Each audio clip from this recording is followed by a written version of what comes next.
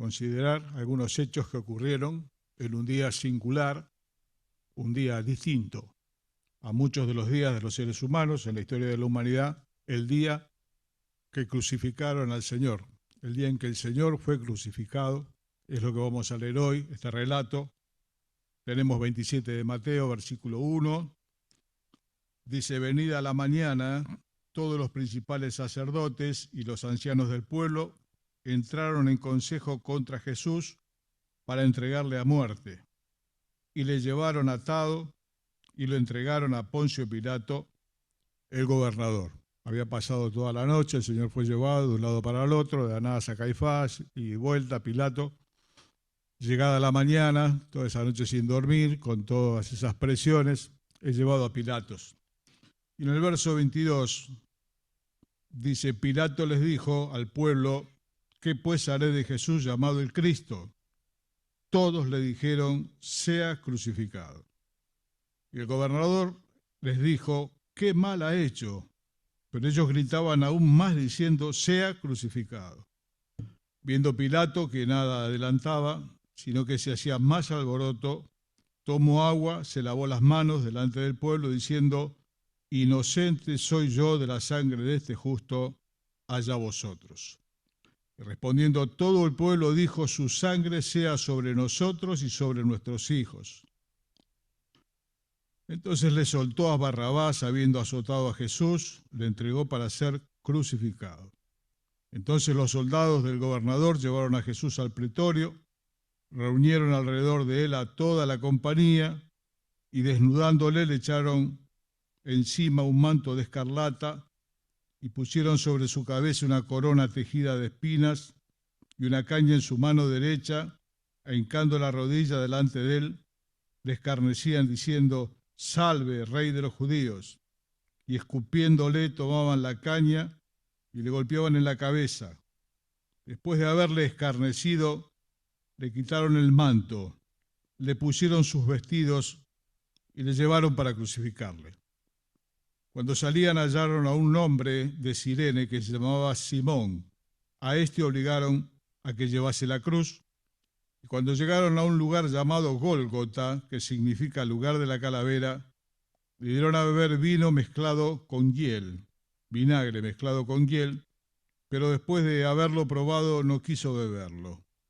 Cuando le hubieron crucificado, repartieron entre sí sus vestidos, echando suertes para ver que se cumpliese lo dicho por el profeta. Partieron entre sí mis vestidos y sobre mi ropa echaron suertes. Y sentados le aguardaban allí y pusieron sobre su cabeza su causa, escrita: este es Jesús, el Rey de los judíos. Entonces crucificaron con él a dos ladrones, uno a la derecha y otro a la izquierda, y los que pasaban le injuriaban meneando la cabeza, diciendo: tú que derribas el templo y en 3 días lo reedificas, sálvate a ti mismo. Si eres el Hijo de Dios, desciende de la cruz. De esta manera también los principales sacerdotes, escarneciéndole con los escribas y los fariseos, decían: a otro salvó, a sí mismo no se puede salvar. Si es el Rey de Israel, descienda ahora de la cruz y creeremos en él. Confió en Dios. Líbrele ahora si le quiere, porque ha dicho: soy hijo de Dios. Lo mismo le injuriaban también los ladrones que estaban crucificados. Y desde la hora 6ª hubo tinieblas sobre toda la tierra hasta la hora 9ª. Cerca de la hora 9ª, Jesús clamó a gran voz diciendo: Elí, Elí, lama sabactani. Esto es: Dios mío, ¿por qué me has desamparado? Algunos de los que estaban allí decían al oírlo: a Elías llama este, el profeta. Y al instante, corriendo uno de ellos, tomó una esponja, la empapó en vinagre y poniéndola en una caña le dio de beber. Pero los otros decían: deja, veamos si viene Elías a librarle. Mas Jesús, habiendo otra vez clamado a gran voz, entregó el Espíritu. Gracias. Y aquí el velo del templo se rasgó en dos, de arriba abajo, y la tierra tembló, y las rocas se partieron, y se abrieron los sepulcros, Y muchos cuerpos de santos que habían dormido se levantaron, saliendo de los sepulcros después de la resurrección de él, vinieron a la santa ciudad y aparecieron a muchos. El centurión y los que estaban con él, guardando a Jesús, visto el terremoto y las cosas que habían sido hechas, temieron en gran manera y dijeron, verdaderamente, este era Hijo de Dios. Sé que es un día distinto, porque ocurrieron cosas que no ocurrieron en otra ocasión.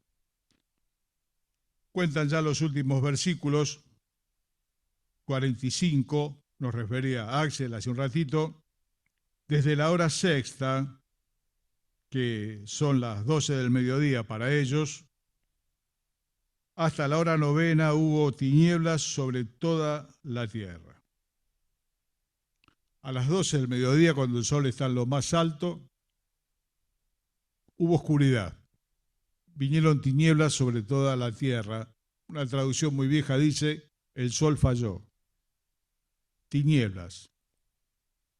Tal vez como las que hubo en Egipto, en aquella ocasión donde nadie podía ver a su compañero. Dios trajo una cantidad de cosas que leímos recién en estos versículos que no habían pasado otra vez. Yo pensaba en el sol que retrajo su resplandor, porque aquella luz que alumbra a todo hombre se estaba apagando. Y el sol es criatura de Dios, fue hecho por el Señor. Retrajo su resplandor. Es como si todos se inclinasen en esa hora de un día tan particular en que los hombres crucificamos al autor de la vida. Así le dijo Pedro a los que estaban con él en aquel día de Pentecostés. Ustedes crucificaron al autor de la vida. El sol no podía resplandecer. El sol de justicia se estaba apagando. Retrajo su luz. Cerca de la hora novena el Señor clamó a gran voz. Dios mío, ¿por qué me has desamparado? Hermanos, este fue un día distinto. Dios puso luto sobre todos los seres de la tierra. Por 3 horas fue de noche y nadie podía ir y venir como si cualquier cosa. Cuando nosotros perdemos un ser querido, venimos a veces del cementerio y vemos la gente en su trajinar diario, cada uno haciendo lo que tiene que hacer, y es como si no se diesen cuenta de lo que nos está pasando a nosotros, y la verdad es que no. A veces pasa que otros pierden un ser querido y nosotros estamos como si nada, porque no tiene nada que ver con nosotros, pero en este día Dios hizo que todos, absolutamente todos, parasen de lo cotidiano, de pecar, de emborracharse, de ir y venir como si nada, porque su hijo, su propio hijo, el autor de la vida, estaba entrando en un lugar donde nosotros tenemos que haber entrado, un lugar de oscuridad. Entró el Señor. No podía ser un día como cualquiera. Dios puso luto sobre todo el mundo, oscuridad. Y las cosas siguen adelante. Recordaba la letra del siglo pasado, de un autor muy conocido, Alfredo Lepera. Él lo decía respecto a un amor que había tenido. Sus ojos se cerraron y el mundo sigue andando. Es la realidad.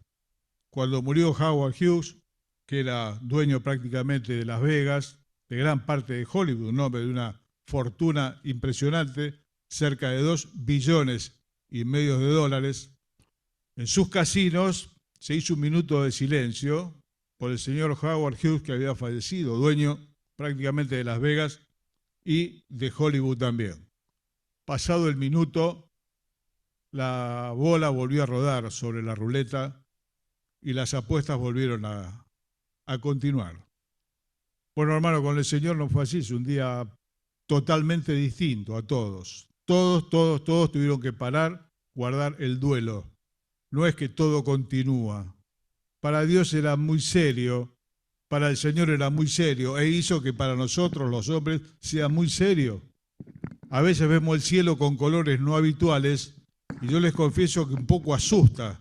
Cuando el cielo se pone de los colores que no son habituales, aparecen verdes, amarillos, ¿no? Hay gente que dice, parece el fin del mundo. Siempre en estos versículos se cuenta una historia, que es la de un maestro griego que estaba con sus discípulos, y cuando vio toda esta tiniebla, les dijo, o es el fin del mundo, o un gran Dios está muriendo. No, aquella luz verdadera que alumbra a todo hombre estaba entrando en la oscuridad. Por vos y por mí, querido. Los apóstoles, los evangelistas relatan los padecimientos físicos del Señor, pero sus padecimientos internos, espirituales, están en el Antiguo Testamento, no están en el Nuevo Testamento. Lo que pasó desde las 12 del mediodía a las 3 de la tarde, estaba todo cubierto de tinieblas, nadie lo podía saber. Dice uno de los himnos que cantamos nosotros, y solo el Padre, en gloria allí, del Hijo supo el amargor. De las 12 del mediodía a las 3 de la tarde. De las 9 a las 12 lo castigaron los hombres, recién lo leímos, lo llevaron atado, una corona de espinas, le sacaron la ropa, le pusieron un manto escarlata, se burlaron, le golpeaban con una caña, tantas cosas más. Los latigazos, que tantas veces nos cuentan de los azotes que el Señor recibió. Pero hermanos, de las 12 del mediodía a las 3 de la tarde, el que lo castigó fue el Padre. Ahí dice Isaías 53, verso 10, con todo eso, Jehová quiso quebrantarlo, sujetándolo a padecimiento. Hermano, no se puede entender, nadie lo sabe. Nadie pudo ver el cuerpo del Señor en esas 3 horas, en medio de la oscuridad. No sé si contorsionado por los dolores de toda la ira de Dios. Dice, todas tus olas y tus ondas pasaron sobre mí. El Salmo 69 dice, Señor, vine a corrientes de agua donde no puedo hacer pie. Mi garganta se enronqueció, clamando a mi Dios, y me has puesto en el polvo de la muerte. ¿Qué habrá sido aquello, hermano? No tenemos idea. Como se dijo varias veces de Lutero, dijo del Señor, perfectamente hombre, perfectamente Dios. Perfectamente hombre para representar a los hombres delante de Dios. Perfectamente Dios para soportar el castigo del pecado de todos los hombres sobre sí mismo.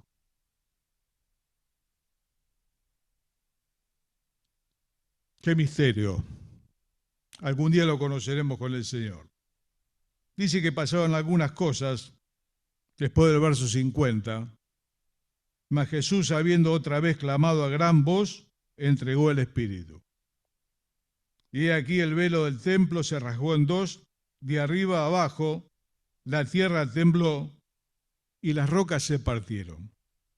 El velo del templo que separaba el lugar santo del lugar santísimo, así estaba dispuesto el templo, lugar santo, estaban los sacerdotes trabajando, especialmente a esta hora, las 3 de la tarde, la hora del sacrificio, y de repente vieron algo que jamás vieron en su vida, que el velo, que una cortina que era muy gruesa, separaba el lugar santo del lugar santísimo, donde estaba el arca, donde solamente se podía entrar una vez por año, el sumo sacerdote, nada más, un lugar reservado, lugar santísimo, allí está el arca, que no paran de buscar los hombres todos los días, no se sabe dónde está el arca.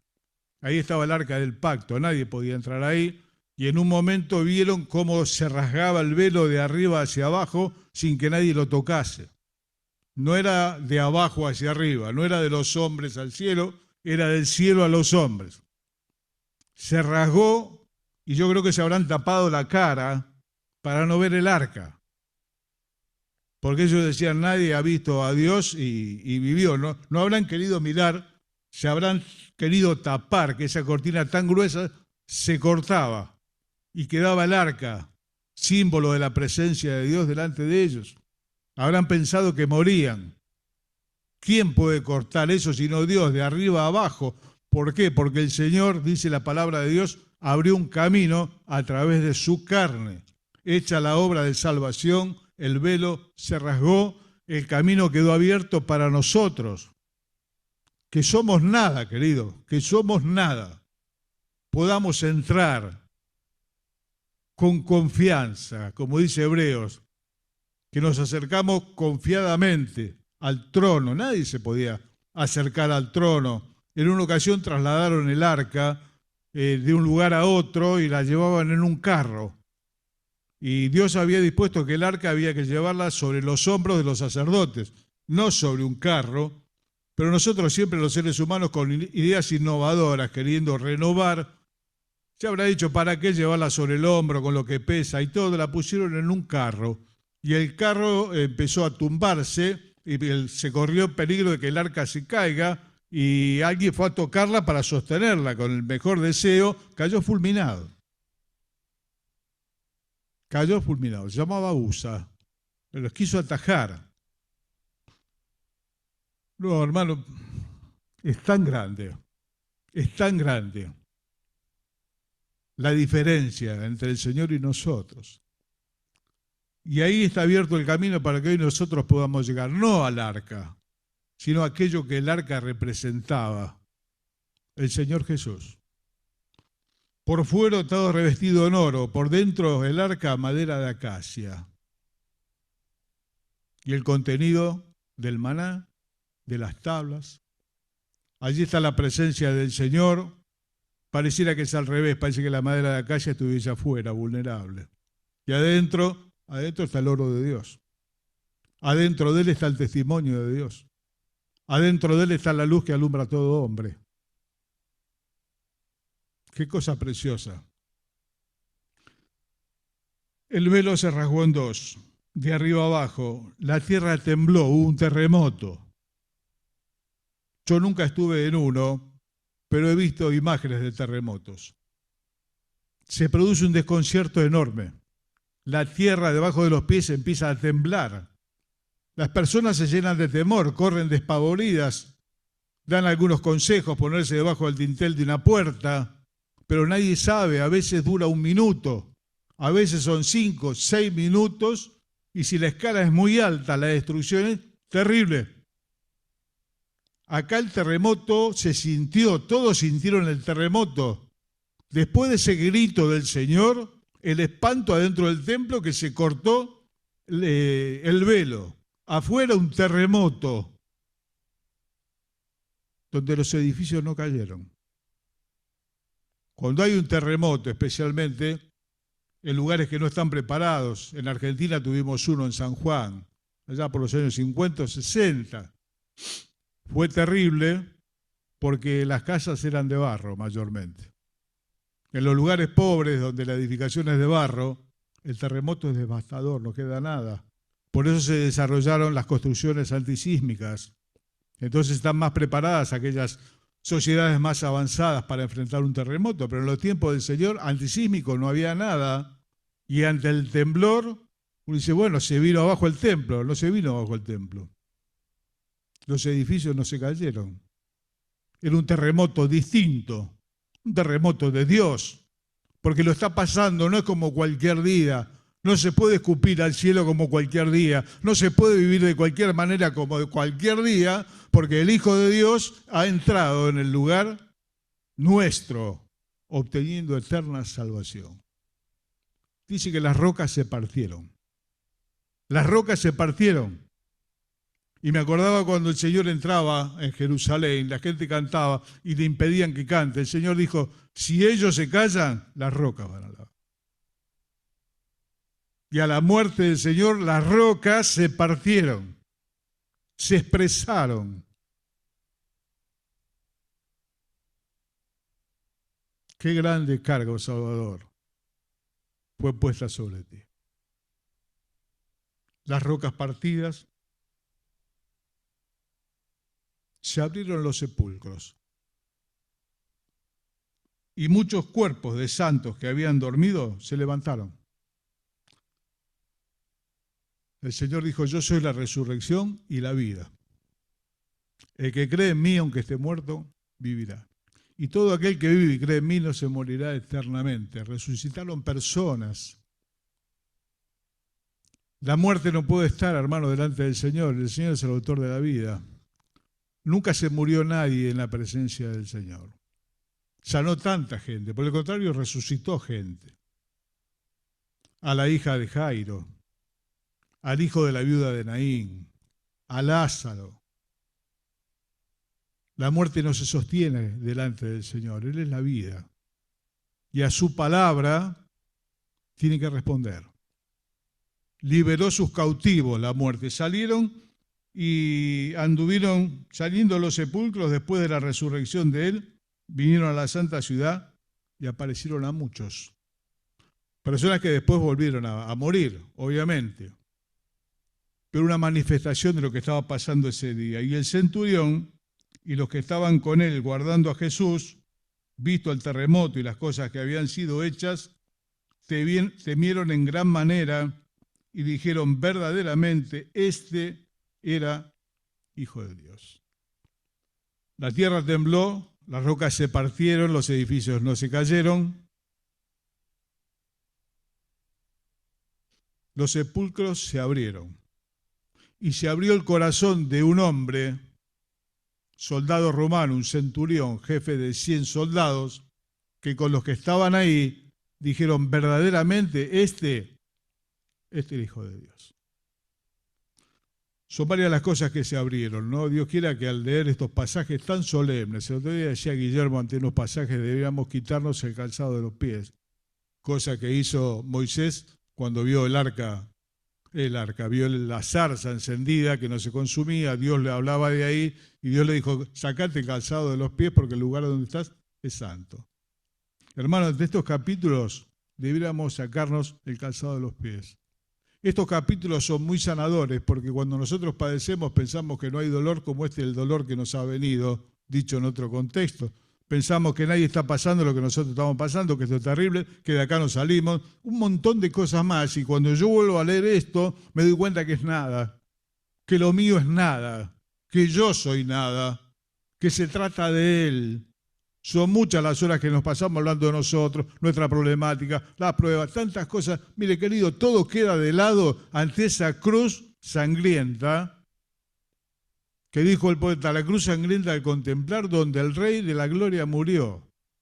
Lo demás queda sin valor. Estamos tan afligidos, hermano, por nuestras cosas, nuestra depresión, nuestros problemas, tantas cosas, pero tantas cosas, y lo importante, hermano, es Él, se trata de Él. La vida se trata de Él. Por eso dijo Pablo, para mí el vivir es Cristo. A Pablo le había pasado de todo, tenía un montón de problemas afuera y adentro. Sin embargo, entendió que la vida se trata de Él. Que no hay dolor como su dolor. Cualquier dolor que nosotros podamos padecer no es comparable, hermano, con el dolor que padeció el Señor por parte de los hombres, con el látigo, con la corona de espinas, con los cachetazos, tantas cosas más, como lo que habrá pasado de 12 a 3 de la tarde con el Padre. No lo sabe nadie. El Señor lo trató el Padre como al pecado mismo. El que no conoció pecado, por nosotros fue hecho pecado. ¿Y cómo lo trató Dios? De una manera que solamente el hombre perfecto podía soportar. El Señor Jesús. Finalmente estos hombres endurecidos, romanos, reconocieron que era el Hijo de Dios. No era un tercer delincuente. Seguramente los otros dos estaban por homicidio, no crucificaban por robo. Por robo tal vez le cortaban la mano, pero para estar crucificados seguramente tenían homicidios encima. Y este ningún mal hizo. Y no pudo pasar inadvertido como cualquier día. Por eso que fue un día especial, donde el sol retrajo su luz y todo se hizo oscuridad, donde los hombres no se pudieron ver la cara uno con otro, donde los hombres no podemos hacer todas las cosas que hacemos, hermano. Qué paciencia la de Dios que calla y alarga los tiempos ante tantas barbaridades que vemos por televisión, por el diario, en nuestra vida. Yo digo, Señor, ¿hasta cuándo? ¿Hasta cuándo, Señor? Las guerras, matando millones y millones de personas. En la Segunda Guerra Mundial murieron cerca de 20 millones de personas. En los campos de concentración, las atrocidades. Señor, ¿hasta cuándo? Dicen los santos en la palabra de Dios, ¿hasta cuándo? Hasta que todos aquellos sean salvos. Hasta que entre, dice, la plenitud de los hombres, de los gentiles. Dios sigue esperando. Bueno, querido, quiera Dios que los corazones de todos los que estamos aquí ante esta realidad se hayan abierto. No estén cerrados para el Señor. Estén abiertos. La canción vieja decía, ven a mi corazón, oh Cristo, pues en Él hay lugar para ti. Quería compartir, hermanos, estos textos. Hoy los leyó Axel, yo los traía de mi casa. Yo no sé el momento que estás pasando. Si yo te invito a mirar la cruz. La otra canción dice, fija tus ojos en Cristo, tan lleno de gracia y de amor. Y lo terrenal, sin valor, será a la luz del glorioso Señor. Necesitamos más cruz, más de la cruz, más de su persona, más de sus dolores. Y vas a ver cómo tus dolores y los míos se achican, se empequeñecen, prácticamente hasta desaparecer, y vemos al Señor solo. Es lo que nuestro corazón necesita, querido. Sintonizarse en la presencia de Dios. Tan abatidos, tan preocupados, ¿no? Como Marta, los quehaceres de la casa, tantas cosas más. Se trata de Él. Todo este libro se trata de Él. También de nosotros, porque se trata de Él viniendo a buscarnos, pero fundamentalmente se trata de Él. La vida se trata de Él. Y nosotros, de nosotros también, pero en un segundo plano. Nos hemos hecho los grandes protagonistas de la humanidad, los seres humanos. Lo hizo el humanismo eso. Poner al ser humano por allá arriba. No, hermano, por allá arriba está el Señor, no hay otra cosa. A sus pies. Nosotros, a sus pies. Consideremos, oremos, enfrentemos la semana, no sabemos qué va a traer, qué cosas va a traer. La cruz permanece allí. Es una forma de decir, ¿no? Donde tenemos que ir nosotros una y otra vez. Oramos juntos. Amado Dios y Padre nuestro, queremos darte gracias, Señor, por aquella cruz y aquel que fue levantado entre el cielo y la tierra. Queremos rogarte que nos perdones, Señor, cuando hemos dedicado lo mejor de nuestra fuerza, Señor, para nosotros mismos. Nos preocupan tantos nuestros problemas, nuestros males, que absolutamente todos son pasajeros. Señor, no pasarán el umbral de la muerte. Sin embargo, muchas veces vivimos obsesionados con ellos. Ayúdanos, Señor, perdonanos. Ayúdanos a fijar los ojos en Cristo. Señor, a lo que es de tanto valor, que hizo que un día como ese fuese un día distinto a todos los demás. Señor, bendícenos para tener la correcta visión de tu persona y de nuestra pequeña vida. Bendice la iglesia. Tú sabes, Señor, de qué cosas tenemos necesidad. Nos has bendecido en todas las cosas. Esperamos por las que aún faltan, pero sobre todo esperamos al Señor. Ven pronto, Señor. Ven pronto. Es el gran deseo de nuestro corazón, verte, Señor, que termine todo este dolor tan grande que atraviesa la humanidad. Señor, tú prolongas los días, no queriendo que ninguno se pierda, sino que todos procedan al arrepentimiento. Pero cómo anhelamos, Señor, verte y entrar, Señor, en aquella promesa que nos está reservada en el cielo. Oramos agradecidos, lo hacemos en el nombre del Señor Jesús. Amén. Bueno, mis hermanos, si el Señor lo permite, nos encontramos el día martes a las 20 horas en Argerich para orar los unos por los otros y en un ratito desayunamos. Muchas gracias.